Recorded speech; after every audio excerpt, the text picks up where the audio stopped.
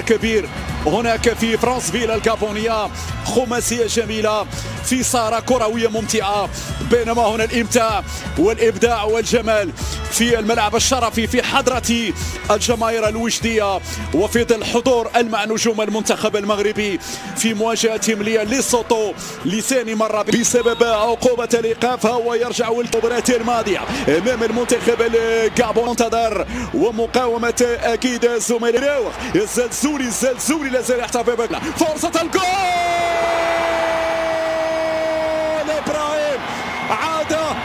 إبراهيم عاد مبدع.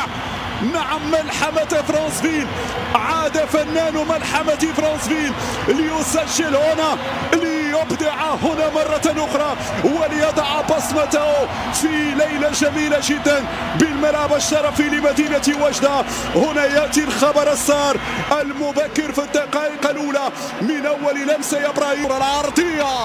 العرضية يزلو يتقدم، عندك راحمي والثاني. غريبة إلياس.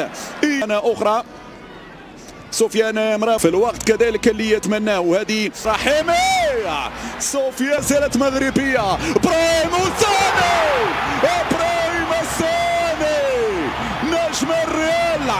نجم الريال يعلنها بقوة هنا في وجدة. أنا نجم الليلة،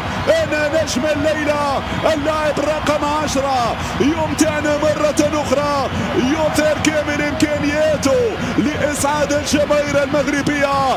الجوهرة في وسط الميدان إبراهيم دياس.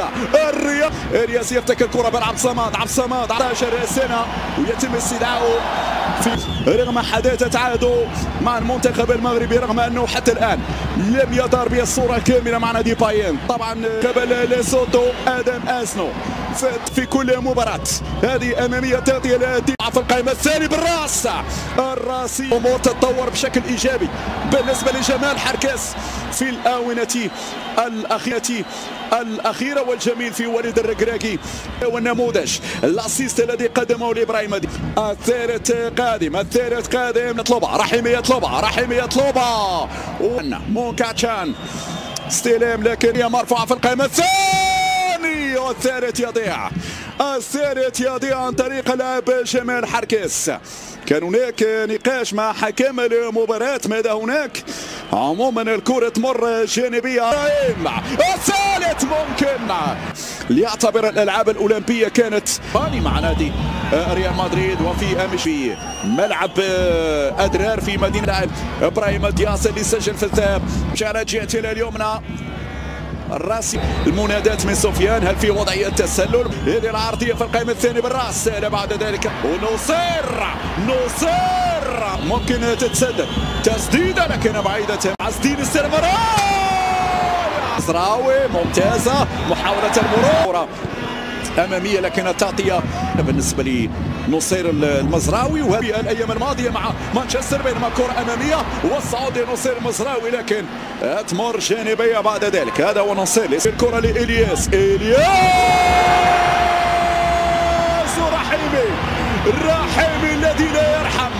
الرحيمي الذي لا يرحم الحراس.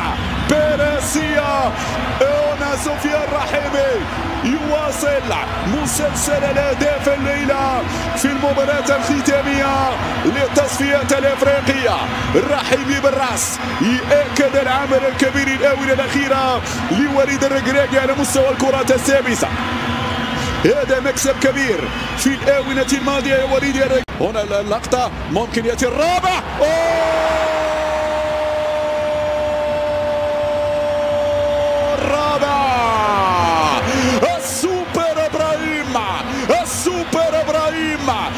إبراهيم في ليلة تاريخية، ليلة استثنائية، الهاتريك الأول بالنسبة لإبراهيم دياس. هذا توقعناه مشاهدينا الكرام في هذا اليوم الاستثنائي في أجواء استثنائية.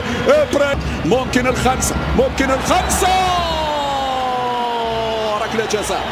ركلة جزاء نعم بطريق يطلق الإشارة سفيان. الخامس نعم 5 وخميس يا رحيمي الشوط الأول هجومي بامتياز، هاتريك إبراهيم والثنائية سوفيا، ولكن هذا طبعا كان لمصلحة جماهير. وقبل ذلك سلف المغرب بحكم أنه هو المنظم. اللاعب عزدين أوناحي، وصلت الكرة على الجهة اليمنى في المهارات العالية جدا على مستوى الخطر، يرفع الكرة في القائمة الثاني، معدل مرتفع يعني زماسنو، لكن في النهاية الكرة طارت مباشرة.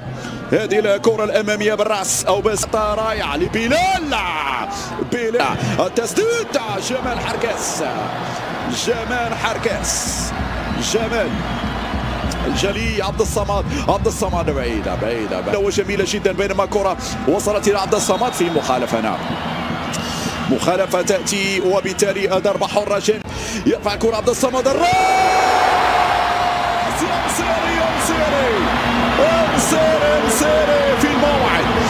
مسيري في الموعد، يدون سادس الأهداف المغربية. الفستيفال يتواصل، دخل فسجل، هو الكل يدور، حاضر نعم من أول راسية من إسماعيل والسابع، إسماعيل يضع بصمته في المباراة في منتهى الذكاء. هو إسماعيل يجيبكم، هو إسماعيل حاضر. مباراة المغرب ضد ليسوتو كانت مذهلة، دعونا نستعرضها. المنتخب المغربي تألق بفوز ساحق من 7-0 في تصفيات كأس إفريقيا. إبراهيم دياز وسفيان رحيمي كان نجوم المباراة بلا منازع. هذا الفوز يثبت تصدر المغرب للمجموعة وتأهله للبطولة. الأداء الرائع يعكس جاهزية أسود الأطلس للبطولة القادمة. الجماهير المغربية تشعر بالتفاؤل بعد هذا الأداء المذهل. استعدوا لمشاهدة المغرب في كأس إفريقيا 2025.